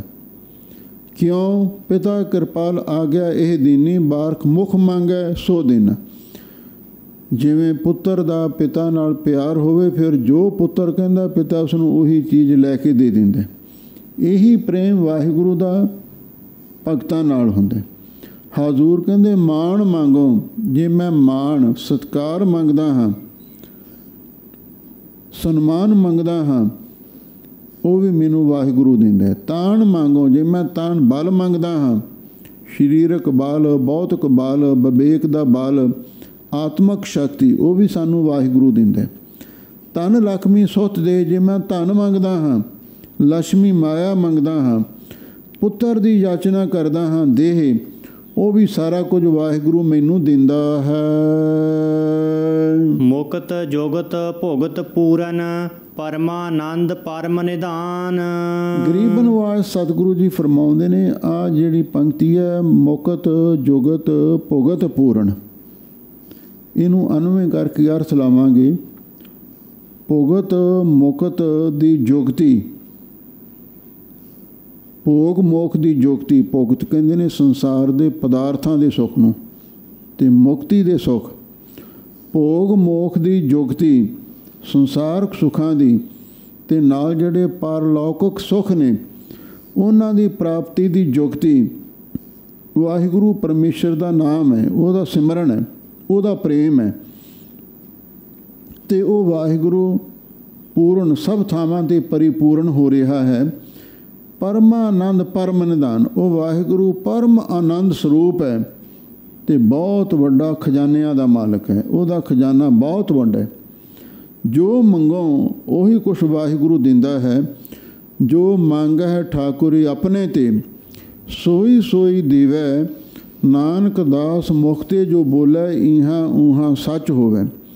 ਹਾਲਤ ਸੁਖ ਪਾਲਤ ਸੁਖ, ਨਿਤ ਸੁਖ ਸਿਮਰਨੋ। ਨਾਮ ਗੋਬਿੰਦ ਕਾ ਸਦਾ ਲੀਜੇ। ਪਰਮੇਸ਼ਰ ਦਾ ਨਾਮ ਜਪੋ, ਸਭ ਕੁਛ ਮਿਲ ਜਾਂਦਾ। ਅਥਵਾ ਮੁਕਤ ਜੁਗਤ ਭੁਗਤ ਪੂਰਨ, ਇਉਂ ਵੀ ਅਰਥ ਕੀਤਾ ਹੈ। ਉਹ ਵਾਹਿਗੁਰੂ ਮੁਕਤੀ ਦੀ ਦਾਤ ਵੀ ਬਖਸ਼ਿਸ਼ ਕਰਦਾ ਹੈ। ਜੁਗਤ ਜੀਵਨ ਜਾਚ ਵੀ ਉਹ ਸਾਨੂੰ ਬਖਸ਼ਿਸ਼ ਕਰਦਾ ਹੈ। ਭੁਗਤ ਪਦਾਰਥ ਵੀ ਦਿੰਦਾ ਹੈ। ਤੇ ਵਾਹਿਗੁਰੂ ਭੋਗ ਮੋਖ ਦੀ ਜੁਗਤੀ ਦਾ ਪੂਰਨ ਭੰਡਾਰਾ ਭਰਿਆ ਹੋਇਆ ਹੈ। ਉਹ ਪਰਮ ਆਨੰਦ ਸਰੂਪ ਤੇ ਸਭ ਤੋਂ ਵੱਡਾ ਖਜ਼ਾਨਿਆਂ ਦਾ ਮਾਲਕ ਹੈ। ਭੈ ਪਾਏ ਭਗਤ ਨਿਹਾਲ, ਨਾਨਕ ਸਦਾ ਸਦਾ ਕੁਰਬਾਨ। ਗੁਰੂ ਅਰਜਨ ਦੇਵ ਮਹਾਰਾਜ ਸੱਚੇ ਪਾਤਸ਼ਾਹ ਫਰਮਾਉਂਦੇ ਨੇ, ਵਾਹਿਗੁਰੂ ਦੇ ਨਿਰਮਲ ਭੈ ਅਦਬ ਨੂੰ ਮਨ ਵਿੱਚ ਧਾਰਨ ਕਰਕੇ ਤੇ ਭਾਈ ਪ੍ਰੇਮ ਨੂੰ ਅਸੀਂ ਉਸ ਦੀ ਭਗਤੀ ਕਰਦੇ ਹਾਂ। ਜਿਹੜੇ ਭੈ ਤੇ ਭਾਵ ਨਾਲ ਵਾਹਿਗੁਰੂ ਦੀ ਭਗਤੀ ਕਰਦੇ ਨੇ, ਉਹ ਨਿਹਾਲ ਹੋ ਜਾਂਦੇ ਨੇ, ਕਿਰਤ ਹੋ ਜਾਂਦੇ ਨੇ। ਉਹਨਾਂ ਦਾ ਜੀਵਨ ਸਫਲ ਹੋ ਜਾਂਦਾ ਹੈ। ਸਦਾ ਸਦਾ ਕੁਰਬਾਨ, ਅਸੀਂ ਸਦਾ ਸਦਾ ਉਸ ਅਕਾਲ ਪੁਰਖ ਵਾਹਿਗੁਰੂ ਤੋਂ ਕੁਰਬਾਨ ਜਾਣੇ ਹਾਂ। ਕਾਨੜਾ ਮਹੱਲਾ ਪੰਜਵਾ। ਕਰਤ ਕਰਤ ਚਰਚ ਚਰਚ ਚਰਚਰੀ। ਲਾਉਣ ਅੱਗੇ ਜਿਹੜਾ ਪੰਜਵੇਂ ਪਾਤਸ਼ਾਹ ਗੁਰੂ ਅਰਜਨ ਦੇਵ ਮਹਾਰਾਜ ਦਾ ਸ਼ਬਦ ਆ ਰਿਹਾ ਹੈ, ਇਹ ਅਖੀਰਲਾ ਸ਼ਬਦ ਹੈ। ਇਹਦੇ ਵਿੱਚ ਗੁਰੂ ਮਹਾਰਾਜ ਸੱਚੇ ਪਾਤਸ਼ਾਹ ਨੇ ਜਿਹੜੀ ਸ਼ਬਦਾਵਲੀ ਵਰਤੀ ਹੈ, ਉਹ ਬੜੀ ਵਿਚਿੱਤਰ ਹੈ, ਬੜੀ ਅਪੂਰਵ ਹੈ, ਬੜੀ ਅਲੌਕਿਕ ਹੈ। ਤੇ ਇਹਦੇ ਵਿੱਚ ਗੁਰੂ ਮਹਾਰਾਜ ਸੱਚੇ ਪਾਤਸ਼ਾਹ ਨੇ ਪਖੰਡ ਦਾ ਖੰਡਨ ਕੀਤਾ। ਗਰੀਬ ਨਿਵਾਜ ਸਤਿਗੁਰੂ ਜੀ ਫਰਮਾਉਂਦੇ ਨੇ, ਕਰਤ ਕਰਤ ਚਰਚ ਚਰਚ ਚਰਚਰੀ। ਦੁਨੀਆ ਦੇ ਵਿੱਚ ਬੜੇ ਬੜੇ ਵਿਦਵਾਨ ਹੁੰਦੇ ਨੇ। ਕੋਈ ਵੇਦਾਚਾਰੀਆ, ਕੋਈ ਸ਼ੰਕਰਾਚਾਰੀਆ, ਕੋਈ ਆਪਣੇ ਆਪ ਨੂੰ ਖਟ ਸ਼ਾਸਤਰੀ, ਕੋਈ ਵੇਦ ਪਾਠੀ ਅਖਵਾਉਂਦਾ। ਪਰ ਜਿੰਨਾ ਆਦਮੀ ਪੜ੍ਹ ਜਾਂਦਾ ਨਾ, ਲਿਖ ਲਿਖ ਪੜ੍ਹਿਆ ਤੇਤਾ ਕੜਿਆ, ਓਨਾ ਹੀ ਉਹ ਹੰਕਾਰੀ ਹੋ ਜਾਂਦਾ। ਇਸੇ ਲਈ ਗਰੀਬ ਨਿਵਾਜ ਸਤਿਗੁਰੂ ਜੀ ਕਹਿੰਦੇ ਨੇ, ਜਿਹੜੇ ਦੁਨੀਆ ਦੇ ਬੜੇ ਬੜੇ ਪੰਡਤ ਨੇ, ਵਿਦਵਾਨ ਲੋਕ ਨੇ, ਕਰਤ ਕਰਤ ਚਰਚ ਚਰਚ, ਉਹ ਪਹਿਲਾਂ ਬੋਲ ਕੇ ਚਰਚਾ ਕਰਦੇ ਨੇ, ਵਾਕ ਯੁੱਧ ਕਰਦੇ ਨੇ, ਸਵਾਲ ਜਵਾਬ ਕਰਦੇ ਨੇ।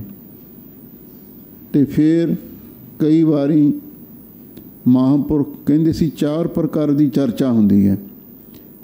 ਹੇਤ ਚਰਚਾ, ਵਾਦ ਚਰਚਾ ਅਤੇ ਜਾਲਪ ਚਰਚਾ ਤੇ ਵਤੰਡਾਵਾਦ। ਇਹ 4 ਪ੍ਰਕਾਰ ਦੀ ਚਰਚਾ ਹੁੰਦੀ ਹੈ। 2 ਪ੍ਰਕਾਰ ਦੀ ਚਰਚਾ ਹੇਤ ਤੇ ਵਾਦ, ਇਹ ਤਾਂ ਗੁਰਮੁਖ ਬੰਦੇ ਕਰਦੇ ਨੇ। ਕਿਸੇ ਨੇ ਕੋਈ ਸਵਾਲ ਪੁੱਛ ਲਿਆ ਸੀ, ਉਹਦਾ ਜਵਾਬ ਦੇ ਦਿੱਤਾ। ਤੇ ਕਿਸੇ ਨੇ ਪ੍ਰੇਮ ਦੇ ਨਾਲ ਕੋਈ ਗੱਲ ਕੀਤੀ, ਅਸੀਂ ਉਹਨੂੰ ਸਮਝਾ ਦਿੱਤਾ। ਇਹ ਵਾਦ ਤੇ ਹੇਤ ਚਰਚਾ। ਜਲਪ ਉਸ ਨੂੰ ਕਹਿੰਦੇ ਨੇ ਵੀ ਆਪ ਦਾ ਹੀ ਘੋੜਾ ਦੱਬੀ ਜਾਣਾ, ਅਗਰ ਇਹਦੀ ਗੱਲ ਹੀ ਨਹੀਂ ਸੁਣਨੀ, ਉਹਨੂੰ ਖੰਡਨ ਹੀ ਕਰੀ ਜਾਣਾ, ਉਹਨੂੰ ਬਸ ਊਂ ਕੱਚੇ ਲਾਈ ਜਾਣਾ। ਇਹਨੂੰ ਜਲਪ ਚਰਚਾ ਕਹਿੰਦੇ ਨੇ। ਵਤੰਡਾਵਾਦ ਉਸ ਨੂੰ ਕਹਿੰਦੇ ਨੇ। ਬਸ ਗੁੱਸੇ ਵਿੱਚ ਆ ਕੇ ਦੂਜੇ ਦਾ ਵੀ ਖੰਡਨ ਕਰੀ ਜਾਣਾ ਅਤੇ ਆਪਣਾ ਵੀ ਖੰਡਨ ਕਰੀ ਜਾਣਾ। ਨਾ ਆਪ ਦਾ ਕੁਛ ਸਿਧਾਂਤ, ਕੁਛ ਸਟੈਂਡ ਰੱਖਣਾ ਅਤੇ ਨਾ ਹੀ ਦੂਜੇ ਦਾ ਮੰਨਣਾ। ਬਸ ਕਈ ਵਾਰੀ ਇਹੋ ਜਿਹੀ ਚਰਚਾ ਕਰਦੇ ਕਰਦੇ ਸਾਧ ਲੜ ਪੈਂਦੇ ਸਨ। ਚਿੱਪੀਆਂ ਮਾਰ ਮਾਰ ਕੇ, ਚਿਮਟੇ ਮਾਰ ਮਾਰ ਕੇ ਲਹੂ ਲੁਹਾਨ ਹੋ ਜਾਂਦੇ ਸਨ। ਇਹੋ ਜਿਹੀ ਚਰਚਾ ਨੂੰ ਗੁਰੂ ਮਹਾਰਾਜ ਨੇ ਪ੍ਰਵਾਨ ਨਹੀਂ ਕੀਤਾ। ਵਾਹ ਤੇ ਇਹ ਦੋ ਕਿਸਮ ਦੀ ਚਰਚਾ ਪ੍ਰਵਾਨ ਹੈ, ਪਰ ਜਿਹੜੇ ਪੰਡਤ ਲੋਕ ਨੇ ਤਰਕ ਹੀ ਕਰੀ ਜਾਣੀ, ਕਿਸੇ ਦੀ ਗੱਲ ਦਲੀਲ ਨੂੰ ਸੁਣਨਾ ਹੀ ਕੋਈ ਨਹੀਂ, ਉਹ ਚਰਚਾ ਕਰਦੇ ਨੇ। ਤਨ ਕਰਕੇ, ਮਨ ਕਰਕੇ, ਬਾਣੀ ਕਰਕੇ, ਚਰਚਰੀ ਉਹ ਚਰਚਾ ਹੀ ਚਰਚਾ ਕਰਦੇ ਰਹਿੰਦੇ ਨੇ। ਚਰਚਰੀ 3 ਵਾਰੀ ਆ ਗਿਆ ਨਾ। ਇਹਦਾ ਮਤਲਬ ਵੀ ਮਨ ਕਰਕੇ, ਬਾਣੀ ਕਰਕੇ, ਸਰੀਰ ਕਰਕੇ ਜਿਹੜੇ ਚੁੰਚ ਗਿਆਨੀ ਨੇ, ਬੱਧ ਗਿਆਨੀ ਨੇ, ਉਹ ਚਰਚਾ ਹੀ ਚਰਚਾ ਕਰਦੇ ਰਹਿੰਦੇ ਹਨ। ਜੋਗ ਧਿਆਨ ਭੇਖ ਗਿਆਨ, ਫਿਰਤ ਫਿਰਤ ਧਰਤ ਧਰਤ ਧਰ ਚਰੀ। ਗਰੀਬ ਨਿਵਾਜ ਸਤਿਗੁਰੂ ਜੀ ਕਹਿੰਦੇ ਨੇ, ਇਸ ਤੋਂ ਇਲਾਵਾ ਕਈ ਭੇਖੀ ਲੋਕ ਵੀ ਨੇ। ਭੇਖ ਦਿਖਾਏ ਜਗਤ ਕੋ, ਲੋਗਨ ਕੋ ਬਸ ਕੀਨ, ਅੰਤ ਕਾਲ ਕਾਤੀ ਕਟਿਓ ਬਸ ਨਰਕ ਮੋਲੀਨ। ਗੰਗਾ ਗਏ ਗੰਗਾ ਰਾਮ, ਜਮਨਾ ਗਏ ਜਮਨਾ ਦਾਸ ਬਣ ਜਾਂਦੇ ਨੇ। ਜਿਹੋ ਜਿਹਾ ਮਾਹੌਲ ਹੋਇਆ ਉਹੋ ਜਿਹੇ ਚੋਲੇ ਪਾ ਲੈਂਦੇ ਨੇ। ਗਰੀਬ ਨਿਵਾਜ ਸਤਿਗੁਰੂ ਜੀ ਫਰਮਾਉਂਦੇ ਹਨ, ਯੋਗ ਧਿਆਨ, ਕਿ ਯੋਗ ਸਾਧਨ ਕਰਦੇ ਨੇ, ਕਿ ਧਿਆਨੀ ਧਿਆਨ ਲਾਉਂਦੇ ਨੇ। ਕਈ ਲੋਕ ਭੇਖੀ ਭੇਖ ਧਾਰਨ ਕਰਦੇ ਨੇ, ਕਿ ਗਿਆਨ ਦੀ ਚਰਚਾ ਕਰਦੇ ਫਿਰਦੇ ਨੇ। ਫਿਰਤ ਫਿਰਤ ਧਰਤ ਧਰਤ ਧਰ ਚਰੀ। ਧਰ ਚਰੀ ਦਾ ਅਰਥ ਹੈ ਧਰਤੀ 'ਤੇ ਵਿਚਰਨ ਵਾਲੇ ਹੋ ਕੇ, ਰਮ 'ਤੇ ਸਾਧੂ ਬਣ ਕੇ, ਅਤੇ ਬਸ ਕਦੇ ਯੋਗੀਆਂ ਵਾਲਾ, ਕਦੇ ਧਿਆਨੀਆਂ ਵਾਲਾ, ਕਦੇ ਭੇਖੀਆਂ ਵਾਲਾ, ਕਦੇ ਗਿਆਨ ਵਾਲਾ ਲਿਬਾਸ ਧਾਰਨ ਕਰਕੇ ਇਸ ਧਰਤੀ 'ਤੇ ਮਨ ਕਰਕੇ, ਬਾਣੀ ਕਰਕੇ, ਸਰੀਰ ਕਰਕੇ, ਤਿੰਨੇ ਕਾਲਾਂ ਦੇ ਵਿੱਚ ਹੀ ਭਟਕਦੇ ਫਿਰਦੇ ਹਨ। ਰਹਾਉ ਅਹੰ ਅਹੰ ਅਹੈ ਅਵਰ, ਮੂੜ ਮੂੜ ਮੂੜ ਬਵਰਈ। ਰਹਾਉ ਵਿਸਰਾਮ ਦੇ ਕੇ ਗਰੀਬ ਨਿਵਾਜ ਸਤਿਗੁਰੂ ਜੀ ਕਹਿੰਦੇ ਨੇ, ਕੀ ਯੋਗੀ, ਕੀ ਧਿਆਨੀ, ਕੀ ਭੇਖੀ ਗਿਆਨੀ, ਅਹੰ ਅਹੰ ਅਹੈ ਅਵਰ, ਉਹ ਅਵਰ ਹੋਰ ਪਾਸੇ ਲੱਗੇ ਹੋਏ ਨੇ। ਪਰਮੇਸ਼ਰ ਨਾਲ ਉਹਨਾਂ ਦਾ ਪਿਆਰ ਨਹੀਂ ਬਣਿਆ, ਅਤੇ ਫਿਰ ਉਹਨਾਂ ਨੂੰ ਆਪਣੇ ਭੇਖ ਦਾ, ਯੋਗ ਦਾ, ਗਿਆਨ ਧਿਆਨ ਦਾ ਹੰਕਾਰ ਵੀ ਪੈਦਾ ਹੁੰਦਾ। ਮਨ ਕਰਕੇ, ਬਾਣੀ ਕਰਕੇ, ਸਰੀਰ ਕਰਕੇ ਹੰਕਾਰ ਦੇ ਵਿੱਚ ਹੀ ਗਰਸੇ ਰਹਿੰਦੇ ਨੇ।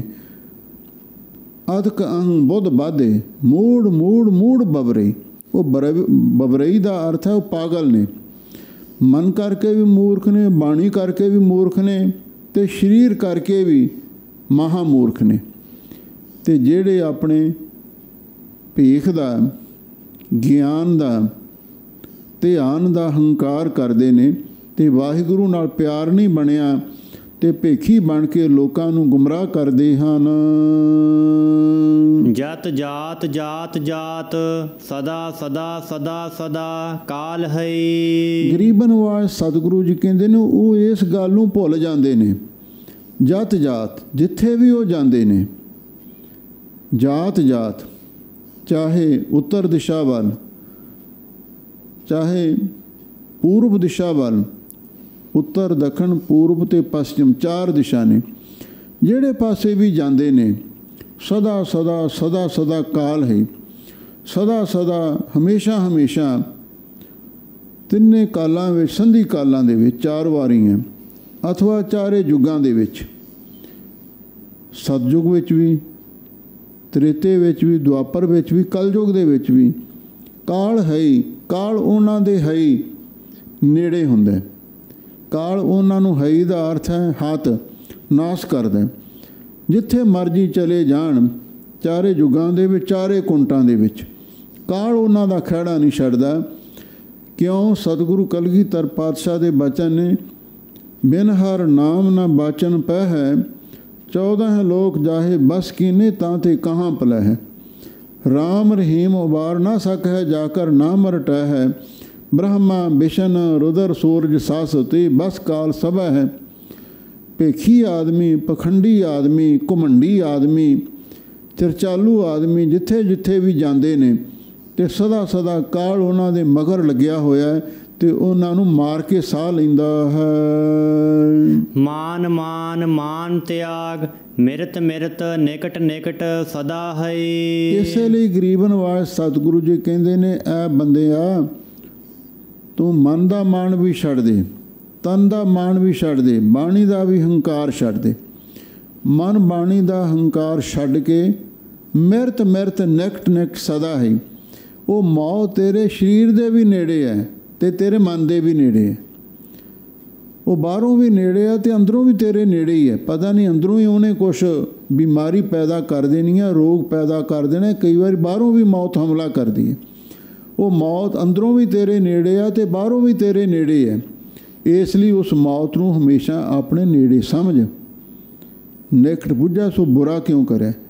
ਜੇ ਤੂੰ ਮੌਤ ਨੂੰ ਨੇੜੇ ਸਮਝੇਗਾ ਤਾਂ ਪਾਪਾਂ ਤੋਂ, ਬਦੀਆਂ ਤੋਂ, ਮਾੜੇ ਕਰਮਾਂ ਤੋਂ ਬਚ ਜਾਵੇਂਗਾ। ਇਸੇ ਲਈ ਗਰੀਬ ਨਵਾਜ਼ ਸਤਿਗੁਰੂ ਜੀ ਕਹਿੰਦੇ ਨੇ, ਯੋਗ ਦਾ ਹੰਕਾਰ ਵੀ ਛੱਡ ਦੇ, ਗਿਆਨ ਧਿਆਨ ਦਾ ਵੀ ਹੰਕਾਰ ਛੱਡ ਦੇ, ਭੇਖ ਦਾ ਵੀ ਹੰਕਾਰ ਛੱਡ ਦੇ। ਇਹ ਸਮਝ ਵੀ ਜਿਹੜੀ ਤਨ ਦੀ ਮੌਤ ਹੈ ਅਤੇ ਮਨ ਦੀ ਮੌਤ ਹੈ, ਇਹ ਮੇਰੇ ਨੇੜੇ ਤੋਂ ਨੇੜੇ ਹਮੇਸ਼ਾ ਖਲੋਤੀ ਹੈ। ਹਰ ਹਰੇ ਹਰੇ ਭਾਜ ਕਹਿਤ ਨਾਨਕ ਸੁਨਹੁ ਰੇ ਮੂੜ।